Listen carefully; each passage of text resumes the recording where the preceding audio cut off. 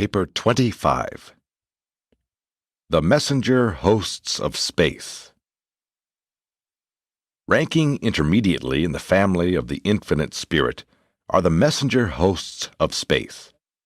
These versatile beings function as the connecting links between the higher personalities and the ministering spirits.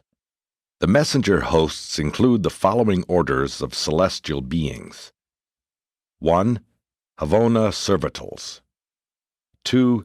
Universal Conciliators. 3. Technical Advisors. 4. Custodians of Records on Paradise.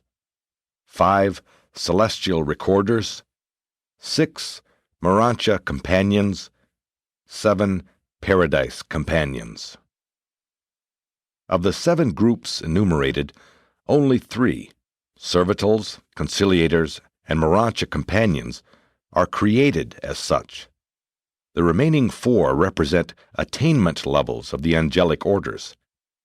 In accordance with inherent nature and attained status, the messenger hosts variously serve in the universe of universes, but always subject to the direction of those who rule the realms of their assignment. 1. The Havona Servitals. Though denominated servitals, these midway creatures of the central universe are not servants in any menial sense of the word. In the spiritual world, there is no such thing as menial work. All service is sacred and exhilarating. Neither do the higher orders of beings look down upon the lower orders of existence.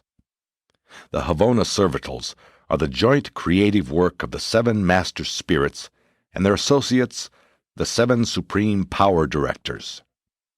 This creative collaboration comes the nearest to being the pattern for the long list of reproductions of the dual order in the evolutionary universes, extending from the creation of a bright and morning star by a creator-son, creative spirit liaison, down to sex procreation on worlds like Urantia. The number of servitals is prodigious, and more are being created all the time. They appear in groups of 1,000 on the 3rd moment following the assembly of the master spirits and the supreme power directors at their joint area in the far northerly sector of Paradise. Every 4th servital is more physical in type than the others.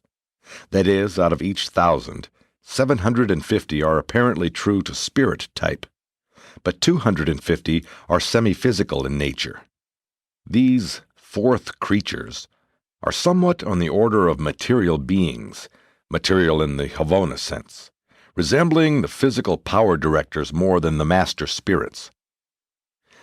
In personality relationships, the spiritual is dominant over the material, even though it does not now so appear on Urantia. And in the production of Havona Servitals, the law of spirit dominance prevails. The established ratio yields 3 spiritual beings to 1 semi-physical. The newly created servitals, together with newly appearing graduate guides, all pass through the courses of training which the senior guides continuously conduct on each of the 7 Havona circuits. Servitals are then assigned to the activities for which they are best adapted, and since they are of 2 types, spiritual and semi-physical, there are few limits to the range of work these versatile beings can do. The higher or spirit groups are assigned selectively to the services of the Father, the Son, and the Spirit, and to the work of the 7 master spirits. In large numbers they are dispatched from time to time to serve on the study worlds encircling the headquarters spheres of the 7 superuniverses, the worlds devoted to the final training and spiritual culture of the ascending souls of time who are preparing for advancement to the circuits of Havona. Both spirit servitals and their more physical fellows are also designated assistants and associates of the graduate guides in helping and instructing the various orders of ascending creatures who have attained Havona and who seek to attain paradise. The Havona servitals and the graduate guides manifest a transcendent devotion to their work and a touching affection for one another, an affection which, while spiritual, you could only understand by comparison with the phenomenon of human love. There is divine pathos in the separation of the servitals from the guides, as so often occurs when the servitals are dispatched on missions beyond the limits of the central universe. But they go with joy and not with sorrow. The satisfying joy of high duty is the eclipsing emotion of spiritual beings. Sorrow cannot exist in the face of the consciousness of divine duty faithfully performed. And when man's ascending soul stands before the Supreme Judge, the decision of eternal import will not be determined by material successes or quantitative achievements. The verdict reverberating through the high courts declares, "Well done, good and faithful servant. You have been faithful over a few essentials. You shall be made ruler over universe realities." On super-universe service, the Havona servitals are always assigned to that domain presided over by the Master Spirit whom they most resemble in general and special spirit prerogatives. They serve only on the educational worlds surrounding the capitals of the 7 super-universes, and the last report of Uversa indicates that almost 138 billion servitals were ministering on its 490 satellites. They engage in an endless variety of activities in connection with the work of these educational worlds, comprising the super-universities of the super-universe of Ovantan. Here they are your companions. They have come down from your next career to study you and to inspire you with the reality and certainty of your eventual graduation from the universes of time to the realms of eternity. And in these contacts, the servitals gain that preliminary experience of ministering to the ascending creatures of time, which is so helpful in their subsequent work on the Havona circuits as associates of the graduate guides, or, as translated servitals, as graduate guides themselves. 2. The Universal Conciliators. For every Havona servital created, 7 universal conciliators are brought into being, 1 in each super-universe. This creative enactment involves a definite super-universe technique of reflective response to transactions taking place on Paradise. On the headquarters worlds of the 7 super-universes, there function the 7 reflections of the 7 master spirits. It is difficult to undertake to portray the natures of these reflective spirits to material minds. They are true personalities. Still, each member of a super-universe group is perfectly reflective of just one of the 7 master spirits. And every time the master spirits associate themselves with the power directors for the purpose of creating a group of Havona servitals, there is a simultaneous focalization upon one of the reflective spirits in each of the super-universe groups, and forthwith and full-fledgedly an equal number of universal conciliators appear on the headquarters worlds of the super-creations. If, in the creation of servitals, Master Spirit number 7 should take the initiative, none but the reflective spirits of the 7th order would become pregnant with conciliators. And concurrently with the creation of 1,000 Orvantan-like servitals, 1,000 of the 7th order conciliators would appear on each super-universe capital. Out of these episodes, reflecting the 7-fold nature of the master spirits, arise the 7 created orders of conciliators serving in each super-universe. Conciliators of pre-paradise status do not serve interchangeably between super-universes, being restricted to their native segments of creation. Every super-universe core, embracing 1/7 of each created order, therefore spends a very long time under the influence of one of the master spirits, to the exclusion of the others, for, while all 7 are reflected on the super-universe capitals, only one is dominant in each super-creation. Each of the 7 super-creations is actually pervaded by that one of the master spirits who presides over its destinies. Each super-universe thus becomes like a gigantic mirror, reflecting the nature and character of the supervising master spirit, and all of this is further continued in every subsidiary local universe by the presence and function of the creative mother spirits.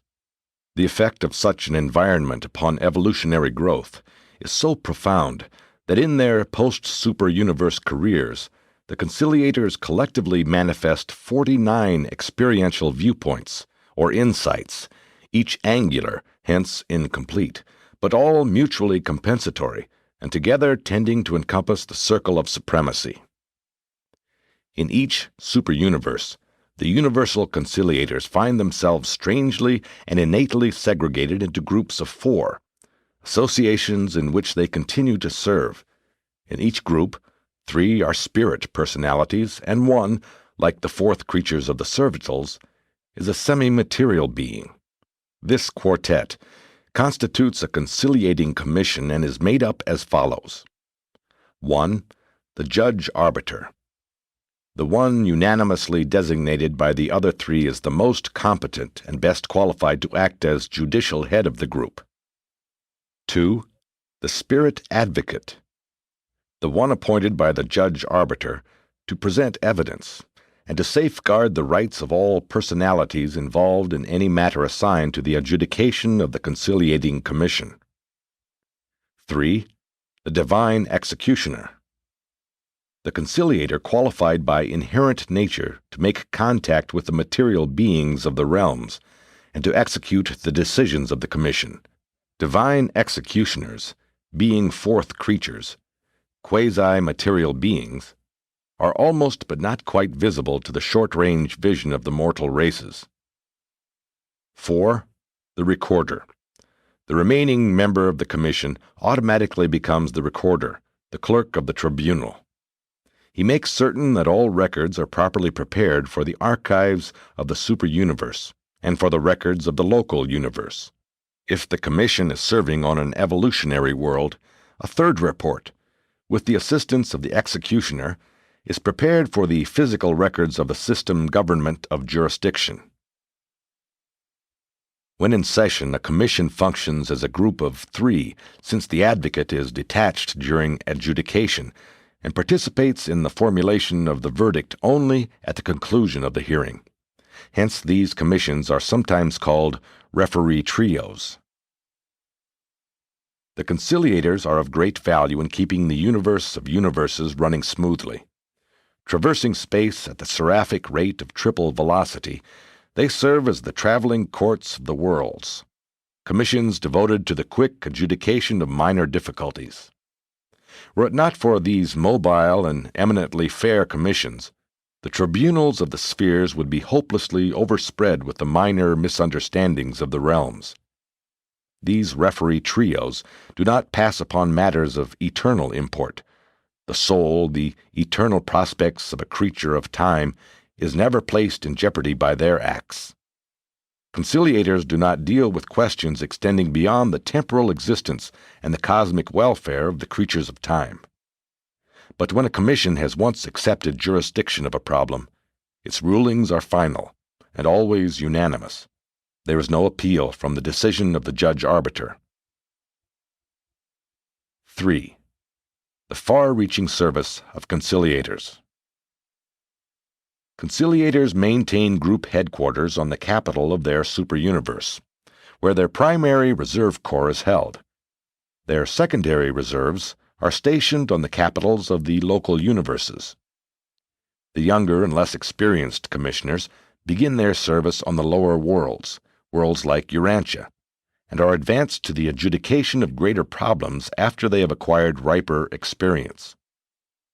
The order of conciliators is wholly dependable. Not one has ever gone astray. Though not infallible in wisdom and judgment, they are of unquestioned reliability and unerring in faithfulness. They take origin on the headquarters of a super-universe and eventually return thereto, advancing through the following levels of universe service. 1. Conciliators to the worlds.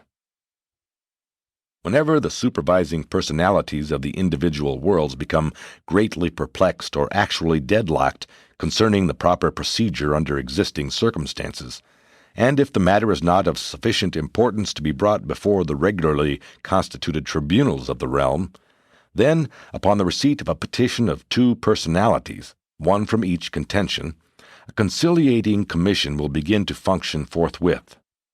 When these administrative and jurisdictional difficulties have been placed in the hands of the conciliators for study and adjudication, they are supreme in authority. But they will not formulate a decision until all the evidence has been heard, and there is absolutely no limit to their authority to call witnesses from anywhere and everywhere. And while their decisions may not be appealed, sometimes matters so develop that the Commission closes its records at a given point, concludes its opinions, and transfers the whole question to the higher tribunals of the realm. The Commissioner's decisions are placed on the planetary records, and, if necessary, are put into effect by the divine executioner.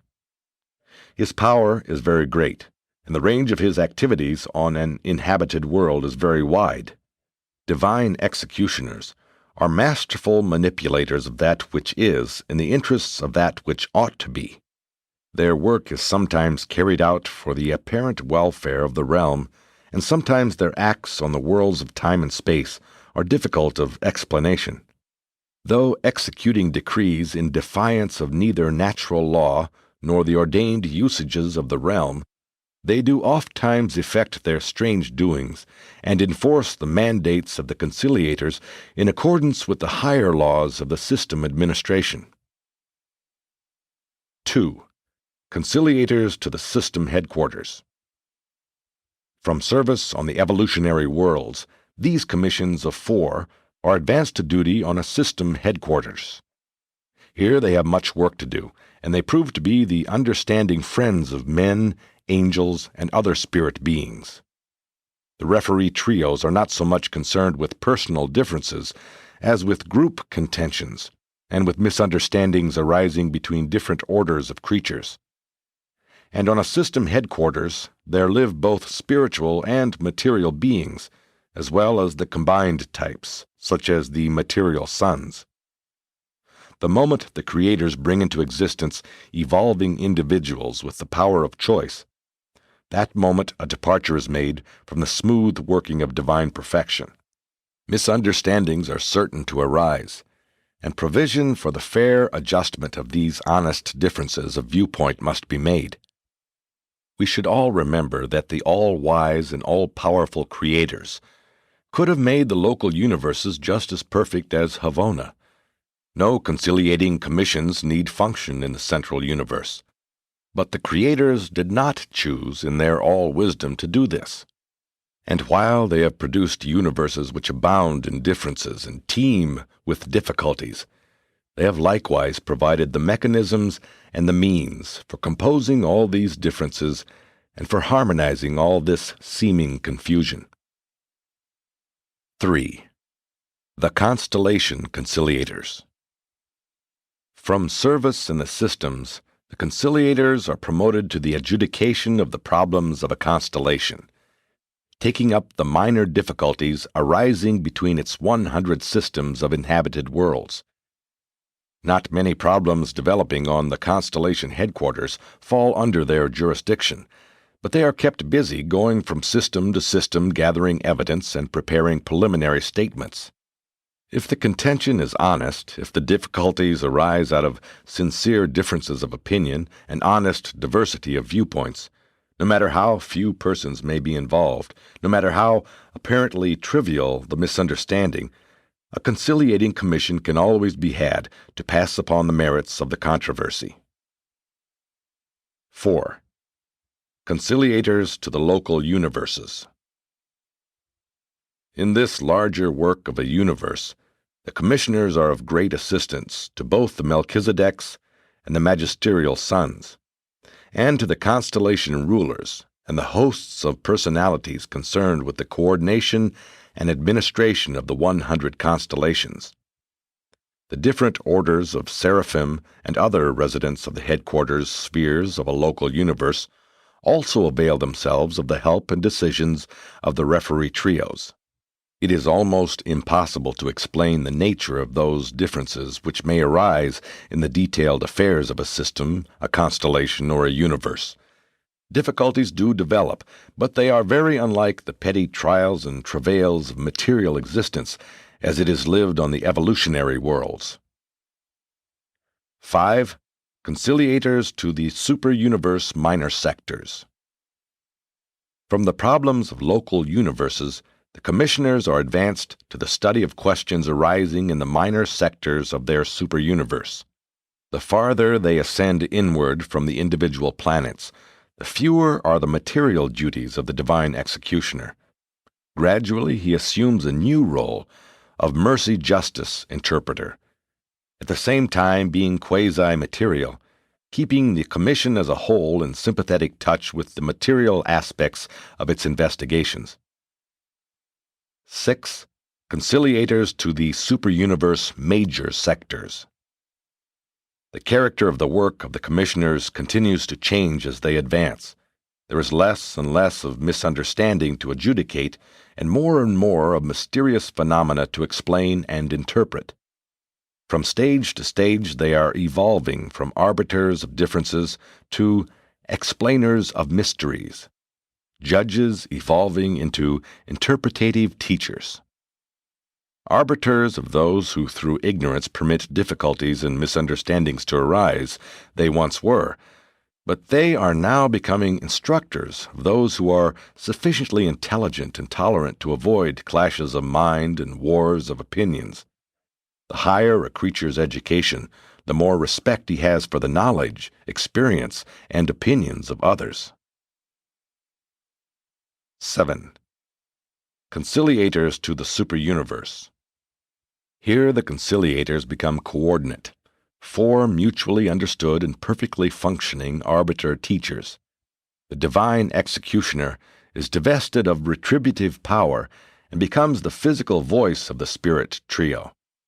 By this time, these counselors and teachers have become expertly familiar with most of the actual problems and difficulties encountered in the conduct of superuniverse affairs.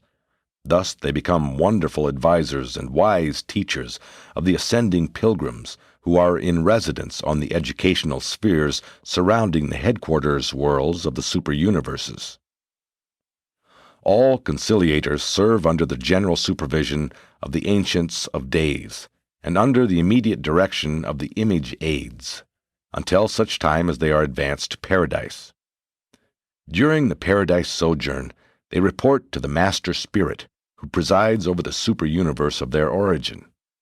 The superuniverse registries do not enumerate those conciliators who have passed beyond their jurisdiction, and such commissions are widely scattered through the grand universe.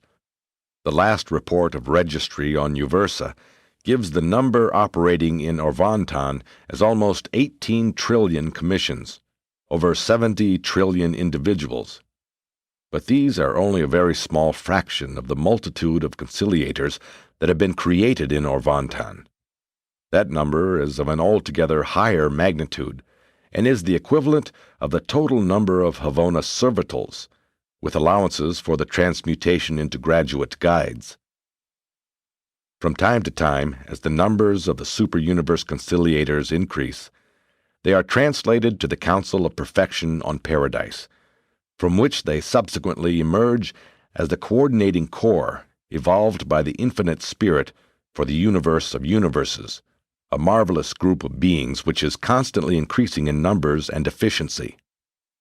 By experiential ascent and paradise training, they have acquired a unique grasp of the emerging reality of the Supreme Being, and they roam the universe of universes on special assignment.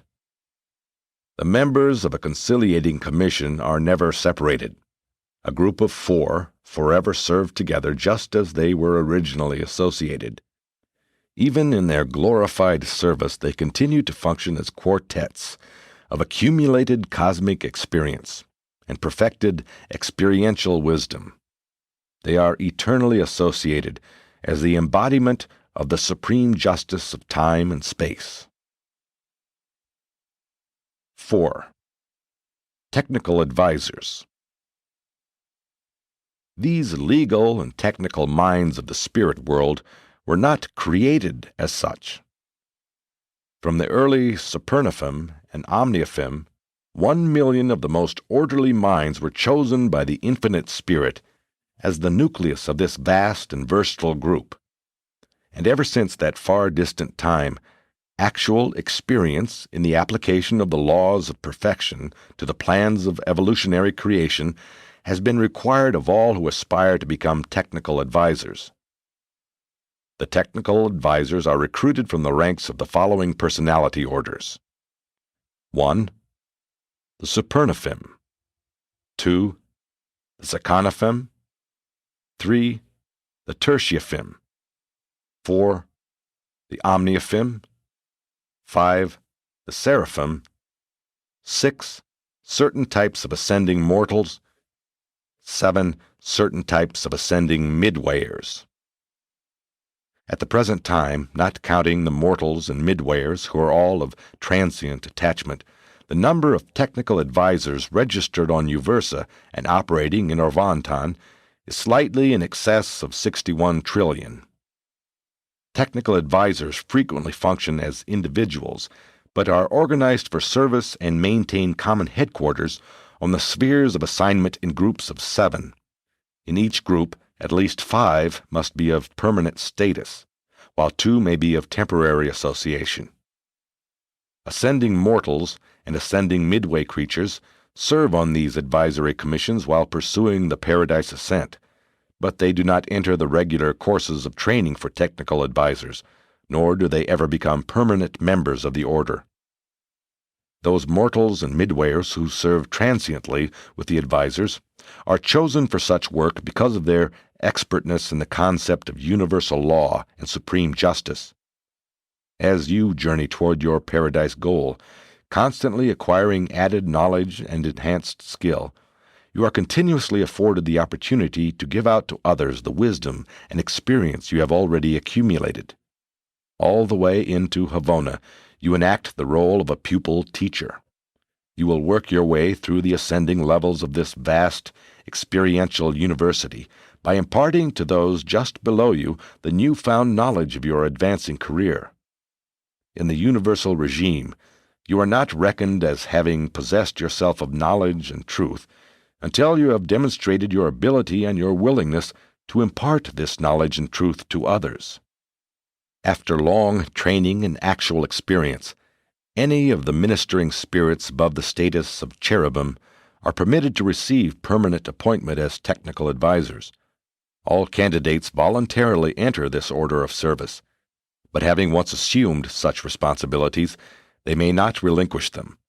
Only the Ancients of Days can transfer these advisors to other activities. The training of technical advisors, begun in the Melchizedek colleges of the local universes, continues to the courts of the Ancients of Days. From this super-universe training, they proceed to the schools of the 7 circles, located on the pilot worlds of the Havona circuits. And from the pilot worlds, they are received into the College of the Ethics of Law and the Technique of Supremacy, the Paradise Training School for the perfecting of technical advisors. These advisors are more than legal experts. They are students and teachers of applied law, the laws of the universe applied to the lives and destinies of all who inhabit the vast domains of the far-flung creation. As time passes, they become the living law libraries of time and space, preventing endless trouble and needless delays by instructing the personalities of time regarding the forms and modes of procedure most acceptable to the rulers of eternity. They are able so to counsel the workers of space as to enable them to function in harmony with the requirements of paradise. They are the teachers of all creatures concerning the technique of the creators. Such a living library of applied law could not be created. Such beings must be evolved by actual experience. The infinite deities are existential, hence are compensated for lack of experience. They know all even before they experience all, but they do not impart this non-experiential knowledge to their subordinate creatures. Technical advisors are dedicated to the work of preventing delay, facilitating progress, and counseling achievement. There is always a best and right way to do things. There is always the technique of perfection, a divine method. and these advisors know how to direct us all in the finding of this better way. These exceedingly wise and practical beings are always closely associated with the service and work of the universal censors. The Melchizedeks are provided with an able corps. The rulers of the systems, constellations, universes, and superuniverse sectors are all bountifully supplied with these technical or legal reference minds of the spiritual world. A special group act as law counselors to the life carriers, advising these sons concerning the extent of permissible departure from the established order of life propagation, and otherwise instructing them respecting their prerogatives and latitudes of function. They are the advisors of all classes of beings regarding the proper usages and techniques of all spirit world transactions, but they do not directly and personally deal with the material creatures of the realms. Besides counseling regarding legal usages, technical advisors are equally devoted to the efficient interpretation of all laws concerning creature beings, physical, mindal, and spiritual.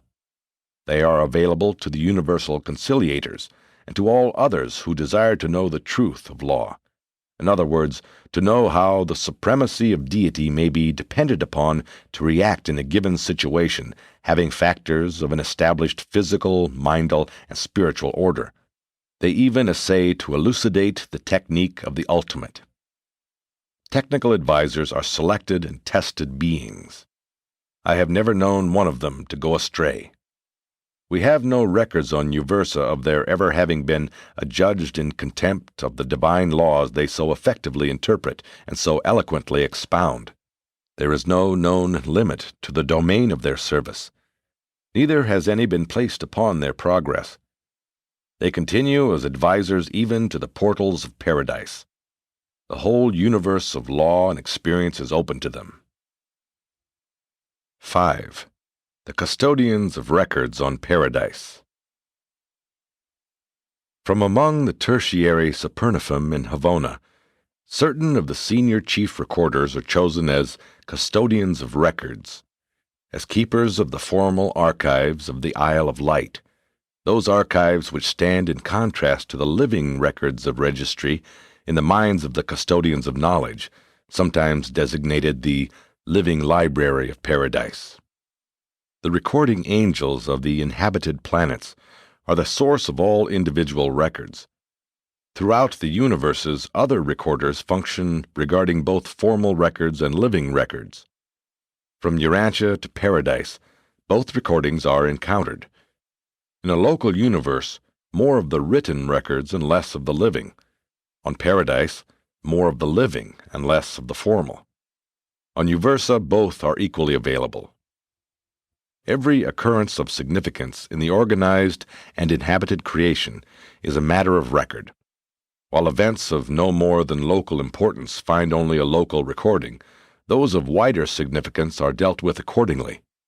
From the planets, systems, and constellations of Nebadon, everything of universe import is posted on Salvington, and from such universe capitals, those episodes are advanced to higher recording which pertain to the affairs of the sector and supergovernments.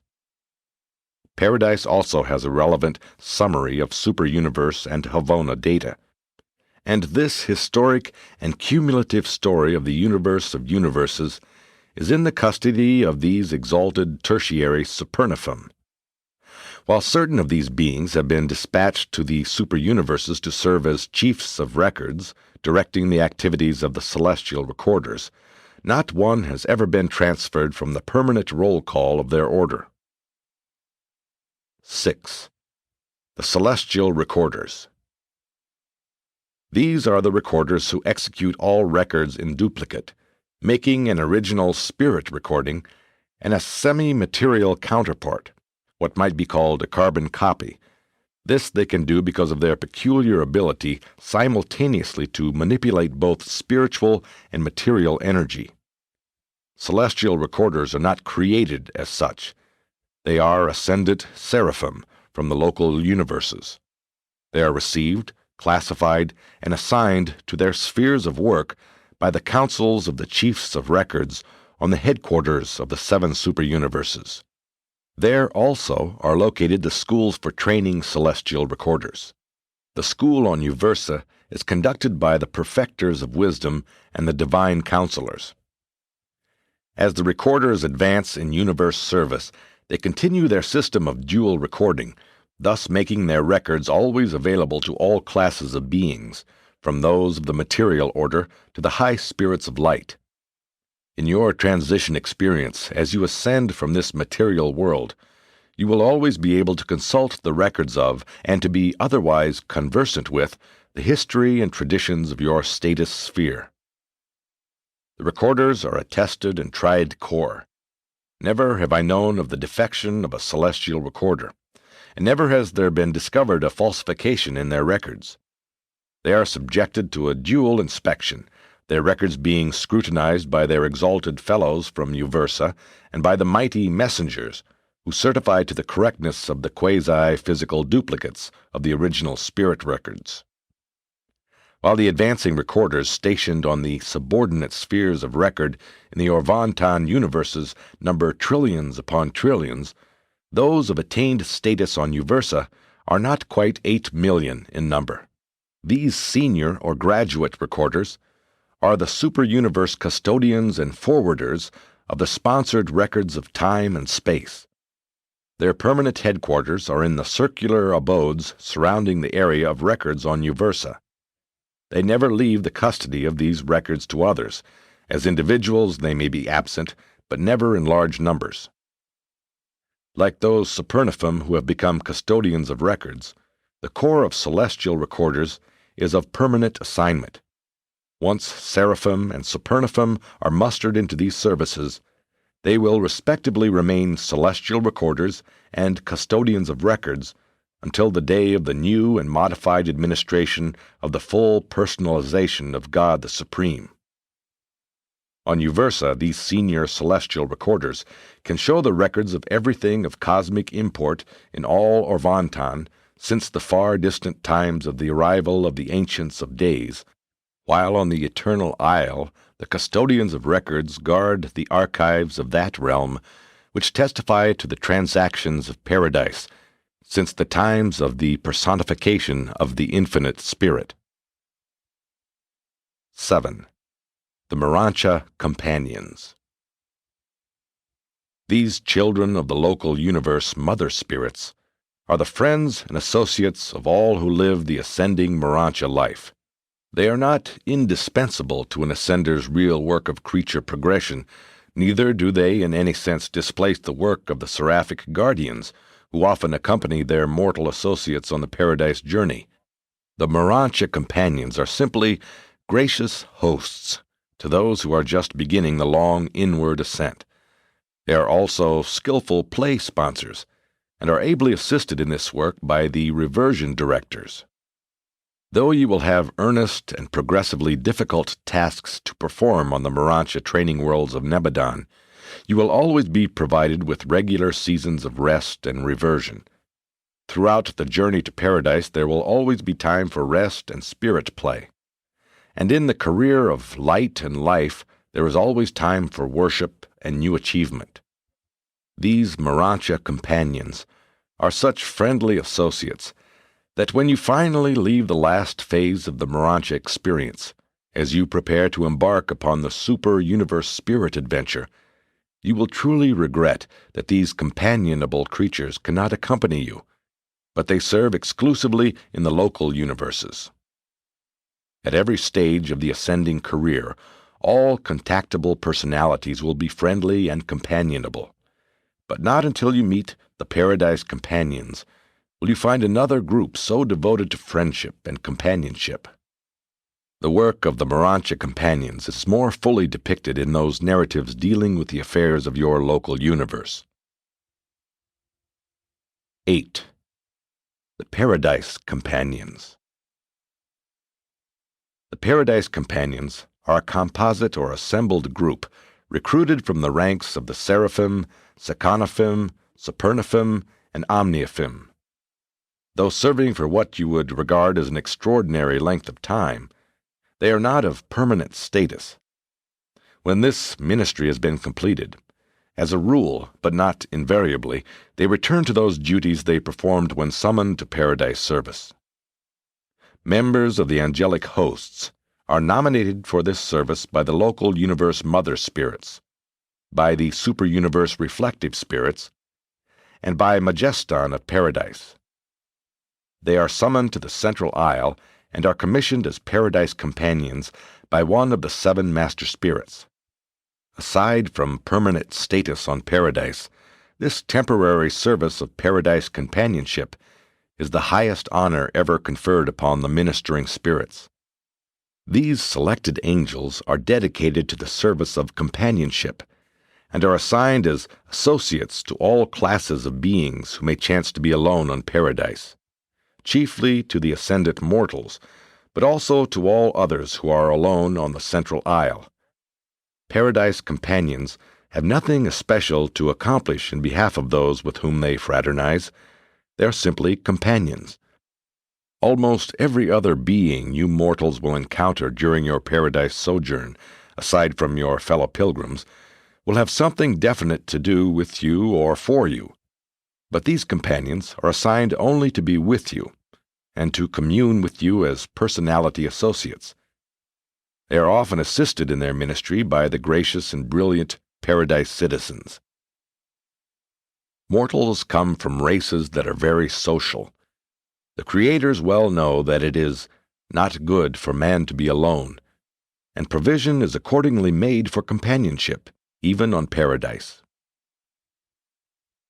If you, as an ascendant mortal, should reach paradise in the company of the companion or close associate of your earthly career, or if your seraphic guardian of destiny should chance to arrive with you or were waiting for you, then no permanent companion would be assigned you. But if you arrive alone, a companion will certainly welcome you as you awaken on the Isle of Light from the terminal sleep of time. Even if it is known that you will be accompanied by someone of ascendant association, temporary companions will be designated to welcome you to the eternal shores, and to escort you to the reservation made ready for the reception of you and your associates. You may be certain of being warmly welcomed when you experience the resurrection into eternity on the everlasting shores of paradise. Reception companions are assigned during the terminal days of the ascender's sojourn on the last circuit of Havona, and they carefully examine the records of mortal origin and eventful ascent through the worlds of space and the circles of Havona. When they greet the mortals of time, they are already well versed in the careers of these arriving pilgrims, and immediately prove to be sympathetic and intriguing companions. During your pre-finaliter sojourn on paradise, if for any reason you should be temporarily separated from your associate of the ascending career, mortal or seraphic, a paradise companion would be forthwith assigned for counsel and companionship.